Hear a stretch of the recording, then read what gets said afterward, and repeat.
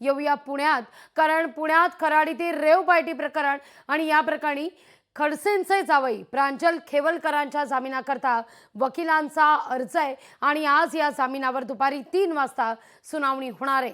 पुणे न्यायालयाच्या निर्णयाकडे सगळ्यांच्याच नजरा असतील। अधिक माहिती घेण्याकरता थेट जाणार आहोत पुण्याला। आपले प्रतिनिधी चंद्रशेखर भांगे आपल्यासोबत जोडले गेलेले आहेत। चंद्रशेखर, काय अपडेट?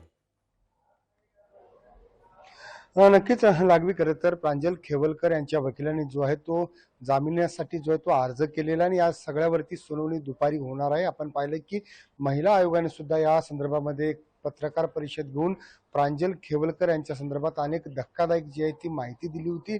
अनेक महिलांचे फोटो जे आहेत असतील फोटो प्रांजल खेवलकरकडे आहेत असं त्यांनी सांगितलं होतं आणि आजच्या जामिनीच्या सुनावणीनंतर प्रांजल खेवलकर याला पुणे पोलीस दुसऱ्या गुन्ह्यामध्ये ताब्यात घेतात का हे पाहणं महत्त्वाचं आहे। कारण आपण पाहिलं की यामध्ये ज्या पीडित महिला आहेत त्यांचा सुद्धा शोध जो आहे तो पुणे पोलीस घेत होते। यातील खेवलकर यांच्या घरातील जी मोलकरण आहे तिचे सुद्धा वेगवेगळ्या प्रकारचे जे फोटो व्हिडिओ आहेत ते प्रांजल खेवलकर याच्या मोबाईलमध्ये पोलिसांना सापडले आहेत आणि या सगळ्यावरती आता पुणे पोलीस पुढे जाऊन काय कारवाई करतं हे पाहणं महत्त्वाचं असताना एकीकडे आता प्रांजल खेवलकर यांनी जी आहे ती जामिनासाठी अर्ज जो आहे तो त्यांच्या वकिलांनी दाखल केलेला आहे। लागू अगदी तुर्तास धन्यवाद तुम्ही दिलेल्या एकूण सविस्तर माहिती करता।